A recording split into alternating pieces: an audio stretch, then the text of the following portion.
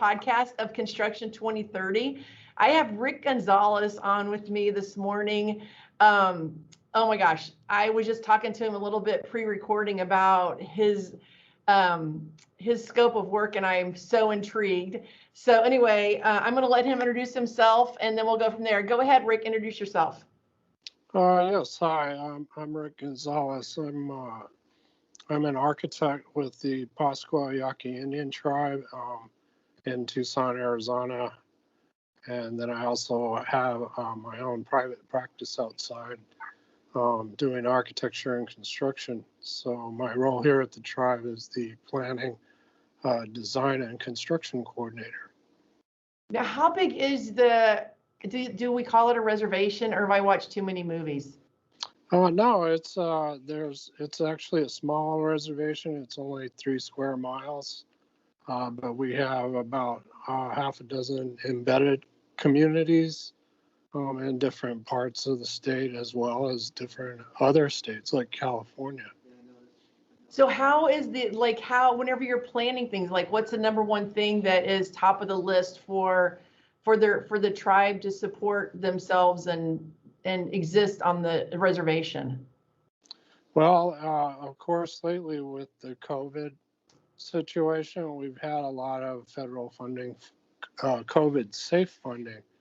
So we actually have 20 ongoing design and construction projects to improve facilities on the reservation and on the outlying communities relative to the tribe. So we're expanding, kitchen areas, dining areas for safe distancing and so on, and just generally improving the structures. Some of them are over 60, 70 years old and are in definite need of improvement.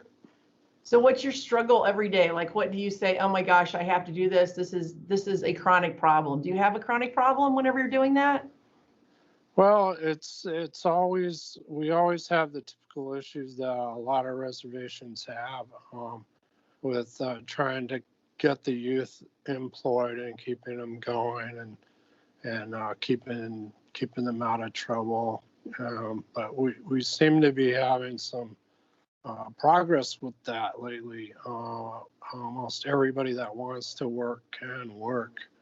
We do have TARO, which is the Tribal Employment Office that helps bring work to tribal members. And how many years have you been doing this? Your job? With the tribe here, Mm-hmm. I just completed my 9th year with the tribe, and then I was a consultant with an engineering company 3 years prior to that. So it's your passion. I mean, like, you love helping these people, right? I don't think I should say these people. That's wrong. You love helping people. These people would be like this side of me. Yeah. You love helping the tribe. Yeah, absolutely. I consider it an honor to work for the tribe, and I enjoy working with the people here. That is fabulous. And we've made some tremendous strides in terms of infrastructure in the last 7 or 8 years. It's really, really, you'd see a real difference in the history of what's happened out here. I want to visit. Is that allowed? Oh, yeah, sure. Yeah, you just let me know, and I'd be happy to take you around and show you what we're doing out here. Oh my gosh, that would be so intriguing. So today I'm catching a plane to Orlando. So what airport would you fly into? Phoenix? Yeah, typically we have an airport here in Tucson, but typically a lot of times you go through Phoenix to Tucson. Okay.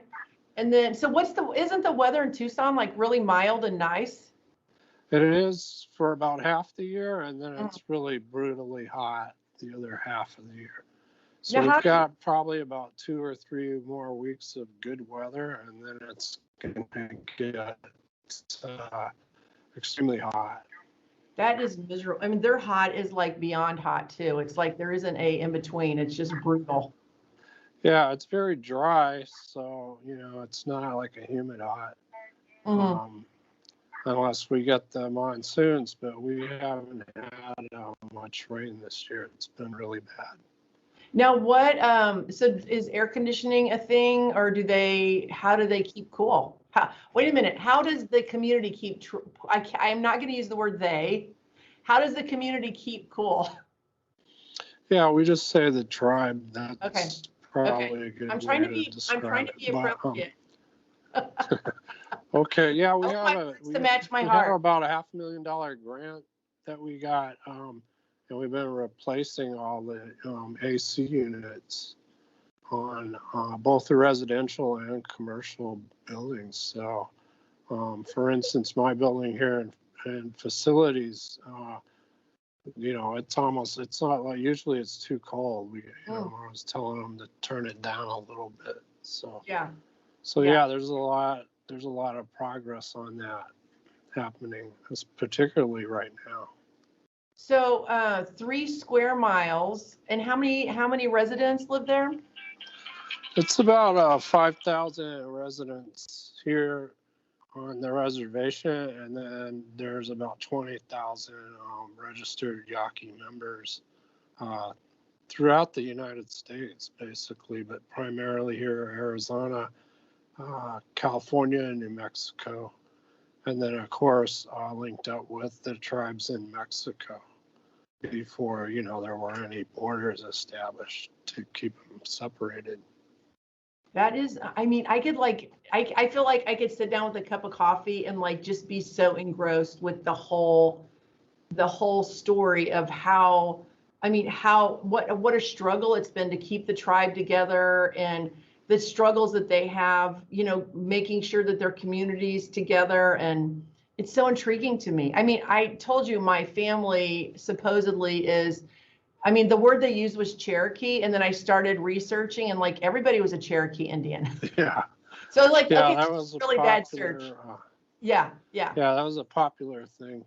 Yeah. So I did not spend any more time researching that. I was like, that would be a full-time job for me, but it is intriguing, to realize how my family was, indoctrinated into the United States. So it's intriguing. Yeah. Yeah, it's Do you live on the interesting. tribe? Do you live on the land? No, actually, I live on the north side of town. Okay.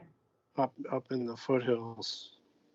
Oh, does it snow there in the it snows in the foothills, right?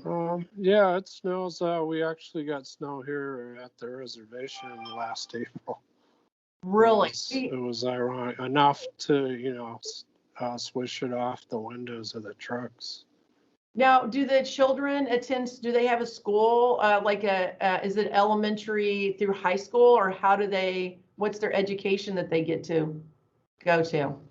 Well, there's a high school here on the reservation, and then the primary schools, they primarily go around.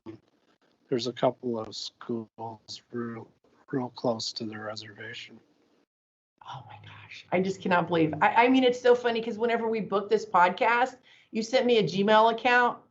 And so I'm always like, before I have a podcast with someone, I'm researching, curiosity. And I'm like, wait a minute, I don't know what this guy does. Seriously.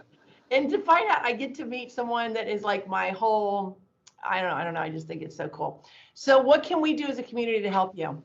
Anything? Well, we get a lot of support, from the government. So the tribe's taking advantage of that, and we're doing pretty well with it. Okay. Particularly in terms of buildings and infrastructure. We have one of our managers. I work in the facilities department, but we have a section called the Design Construction Services Department. Mm-hmm. So there's 4 of us that work in that office, and one of our personnel's engineers is directed completely to roads. So we recently just improved one of our tribal roads on the tribal road system. That is so intriguing to me. I cannot wait to come visit. I'm just like, oh my gosh. And I have 6 grandchildren, so it might be me and my 4 older grandchildren, because I'm like, look at this, kids. because, you know, my whole mission is to expose my grandchildren to the world, right? I want them to be world thinkers, not just, you know, we live in this bubble, but actually what the world looks like. Like, this is the world we live in, you know? So that is so intriguing. Okay, so so one question I always like to ask is, so, because, you know, I always love talking about my company because we're disrupting the construction industry, and we've like developed this thing that we kind of are like the Uber to the taxi industry, you know, like there's no longer need for taxis because there's Uber. But so whenever you have change management, is your construction companies of the tribe, or do you bring outside construction companies in? We recently established a tribal construction company. Okay. It's been up for about a year, so you know we try to direct a certain amount of our contracts to them. But obviously the work, we have over 50 construction projects going right now on the reservation, and of course, like I was just saying, we only have 4 construction managers. And that's only one of my tasks, is work as a construction manager. Also developing plans for 7 residential units on the reservation that are part of another program that's to help people get housing. Now, are the houses, are they like adobe, like stucco houses? Is that how they build them with the flat roof?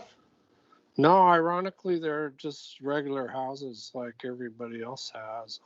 In fact, there's some kind of new trick little designs that are happening now. Are they solar? They do have, we will have a capability of adding some solar to them as well. Nice. I mean, that would be like an awesome thing in the desert, right? Sure. Yeah. What about, is there solar wind farms on the tribe? No, not, there's no wind farms. We have developed some solar. We have 105,000 square foot health facility that we're about 98% constructed on right now, that has solar over the entire parking lot area. Wow. And so how much is it generating versus how much is needed? It's going to provide about 30% of the power that we need for that building and the infrastructure around that building. Wow. That is amazing. I mean, again, I just am so intrigued with the whole thing. But anyway, well, I asked for 30 minutes of time, so I've got 15 minutes. So what is the thing that you think that the world needs to know, that you want to like say, hey, you guys should know this about working for the tribe? Do you have a thing like that? Oh, wow. You mean just like an overall goal? Or I think we're so wrapped up in dealing with the projects that we have going now and just trying to keep everything moving. Yeah.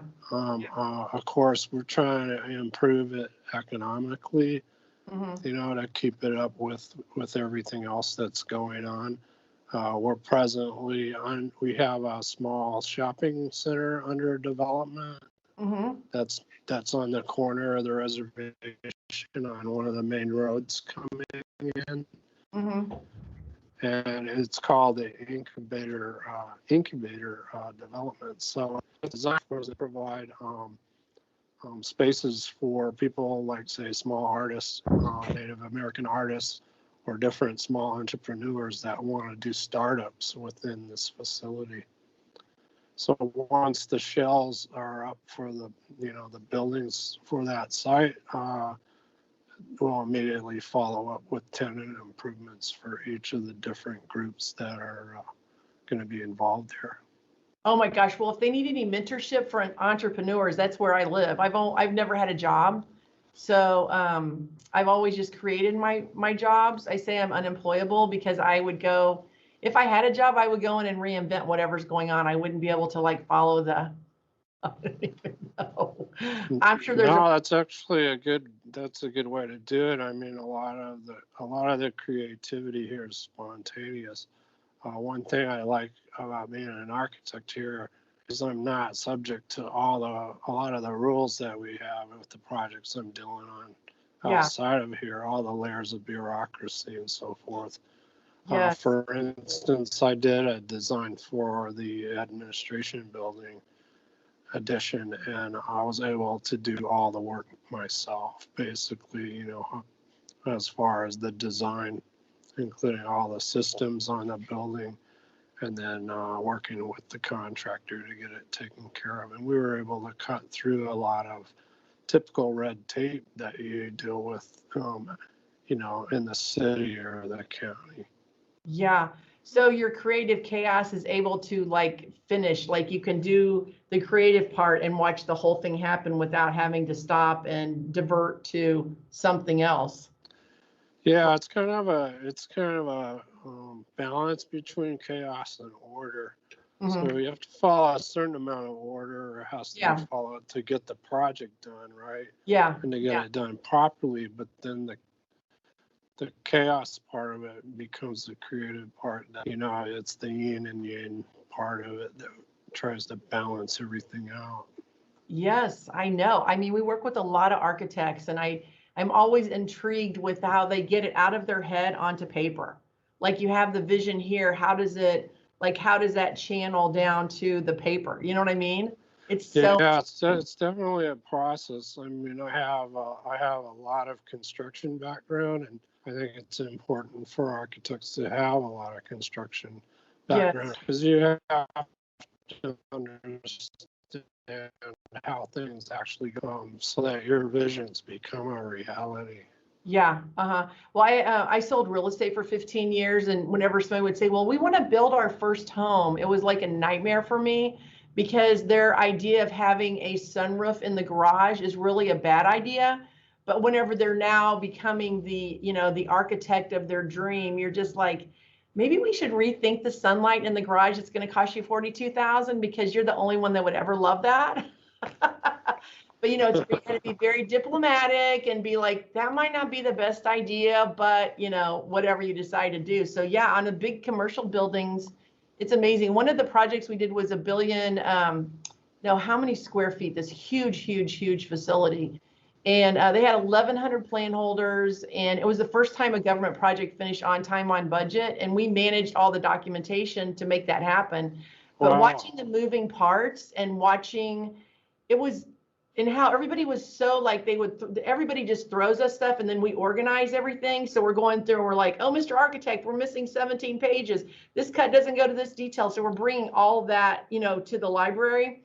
And it's so intriguing because it's not intentful, but it's just like there's just so much going on. And then to get it to that place, is so amazing. So Oh yeah, no, that's impressive that you're able to pull that together. Yeah, there's a lot of moving parts, especially when there's government funding involved. There's a lot of red tape. oh my gosh, yeah, it was. Yeah. Anyway, but I mean, it's fun. That's what we do. I mean, it's just, when I was growing up, I didn't know God was going to make me be a librarian. But he's like, hey, how about I got this great idea? Anyway, so. Well, we definitely need people to organize things.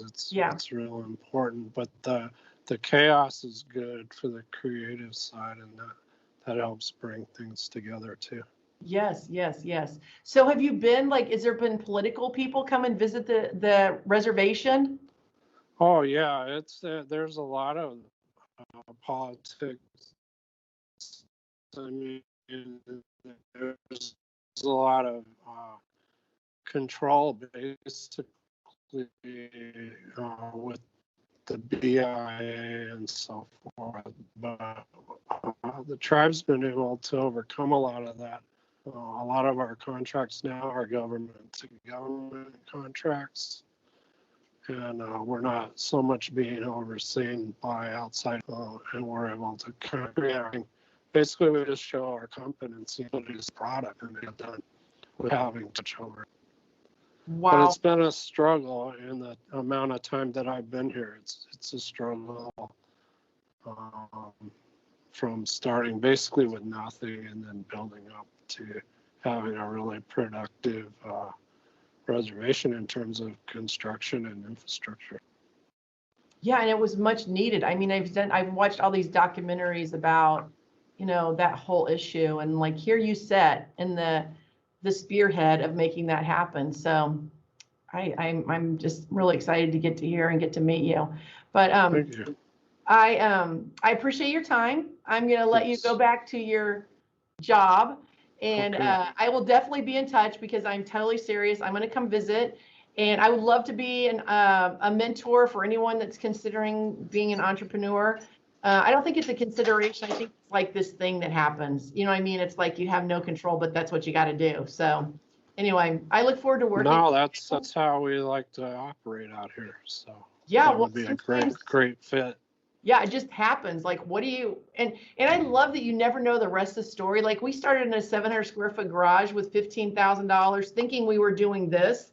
And then we ended up with this mega software solution that we just started solving problems because that's what entrepreneurs do. We solve problems, you know, and luckily we solved the biggest problem, but you know, that's all about knowledge on construction projects and keeping everyone on the same page. So That's anyway. great.